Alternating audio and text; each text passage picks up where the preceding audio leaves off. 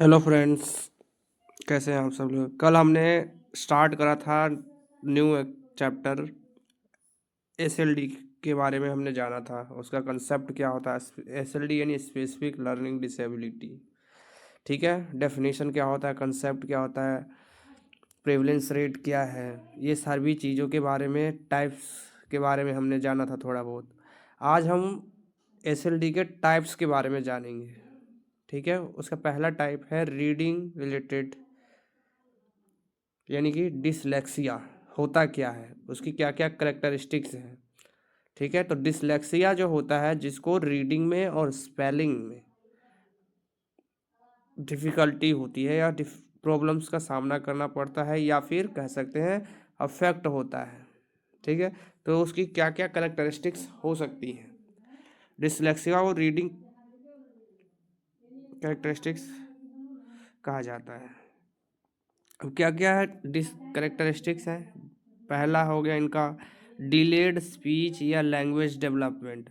चाहे तो speech delay हो तब भी डिसलेक्सिया हो सकता है, या लैंग्वेज डेवलपमेंट अगर डिले है तो भी डिसलेक्सिया हो सकता है। ये करेक्टरिस्टिक्स है, ठीक है, जिससे हम पहचान सकते हैं कि कौन सा बच्चा डिसलेक्सिया है। ठीक है, सेकेंड पॉइंट लेवल्ड, यानी कि बच्चा लेजी होगा, डंप होगा, केयरलेस होगा और ट्राई नहीं करेगा कोई भी काम करने के लिए। उसके बस थोड़ा सा कार्य करेगा और फिर बोलेगा कि बस अब नहीं करना है मुझे। ठीक है, आगे बढ़ने की कोशिश नहीं करता है। Problem problem problematic behaviour show करता है। स्लो प्रोग्रेस होता है उसका रीडिंग स्किल्स में, और उसे हमेशा ही रिमेडियल टीचिंग या रिमेडियल हेल्प की आवश्यकता पड़ती है। साथ ही साथ फियर यानी डरता भी बहुत है और अवॉइड भी करता है। अलाउड यानी तेजी से रीडिंग करने में अवॉइड करेगा। ठीक है, वो रीड नहीं करेगा। रीडिंग बहुत धीरे धीरे करता है और levered. Next, reading shows repetition, अगर रीडिंग कर रहा है तो बार बार रिपीट करेगा। एडिशन, ओमिशन, चाहे तो कोई वर्ड्स अगर बढ़ रहा है तो उसमें कोई एक नया वर्ड जोड़ देगा।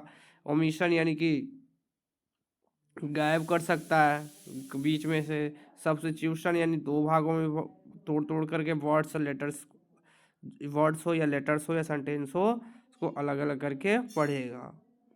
ठीक है, स्पेलिंग में भी पुअर, उसकी स्पेलिंग जो है वो पुअर होगी, समझ में नहीं आएगी, इनकन्सिस्टेंट हो सकती है। स्पेलिंग फोनेटिकली जो होता है, स्पेल्स जो फोनेटिकली होता है वो एक सिस्टमेटिक वे में ना हो, ये भी हो सकता है। नेक्स्ट पॉइंट है complaints of headache, dizziness, feeling और सीइंग नॉन एक्सिस्टेंट। मूवमेंट में दिक्कत हो सकती है वाइल रीडिंग और राइटिंग, ब्लरी और स्विमिंग एक्सेट्रा।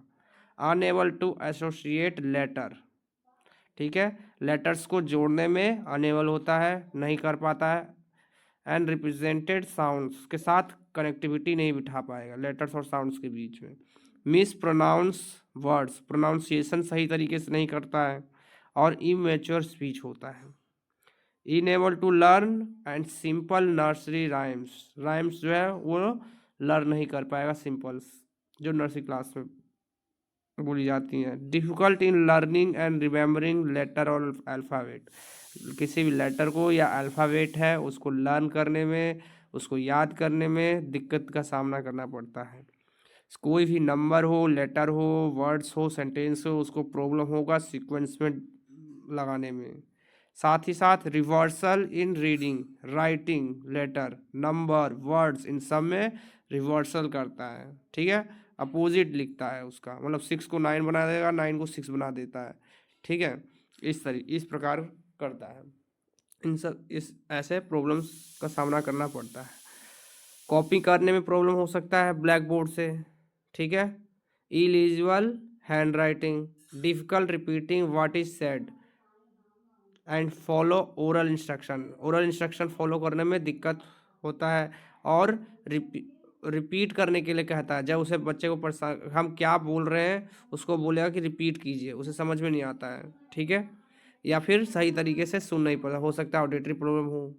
ठीक है, सही तरीके से बड़ा लिखने के लिए बोल सकता है ब्लैक बोर्ड पे, हो सकता है उसे विजुअली प्रॉब्लम हो। तो इन सब दिक्कतों का सामना करना पड़ता है उनको। Difficult putting their thoughts on paper, अपनी बातों को पेपर पे लिखने में दिक्कत होती है उसे। Though they may be able to orally express well, ठीक है, ओरली एक्सप्रेस करने में हो सकता है दिक्कत हो। May have confusion in left और राइट डायरेक्शन, किधर जाना है, लेफ्ट कौन सा डायरेक्शन है, राइट कौन सा डायरेक्शन है, उसमें कंफ्यूज हो जाएगा। और टाइम को देखने में परेशानी का सामना करना पड़ता है, अटेंशन नहीं दे पाता है, ठीक है। शॉर्ट मेमोरी होता है जो है उसका पुअर होगा, और एवरेज जो होता है आईक्यू जो उसका होगा, चाहे तो एवरेज होगा या हाई आईक्यू होगा बच्चे का। अब इसके लिए हम असेसमेंट टूल्स कैसे हम असेसमेंट टूल्स कौन कौन सा यूज़ कर सकते हैं डिसलेक्सिया को जानने के लिए, जो रीडिंग से संबंधित रहे। तो सब टेस्ट हैं जो यूज़फुल होते हैं, ठीक है, जिसके सहायता से हम पता लगा सकते हैं कि हाँ बच्चे को जो है प्रॉब्लम है डिसलेक्सिया के। पहला है Woodcock Johnson psycho educational battery, ठीक है, ये एक प्रकार का टेस्ट है, ठीक है, असेसमेंट टूल्स है। दूसरा the Peabody individual achievement test, दो हो गए। तीसरा हो गया test of word reading efficiency, ठीक है, TOWRE, ठीक है। इन तीन टेस्ट का जो है सब असेसमेंट टूल्स का प्रयोग किया जाता है। फिगर से आप देख सकते हो बच्चा जो है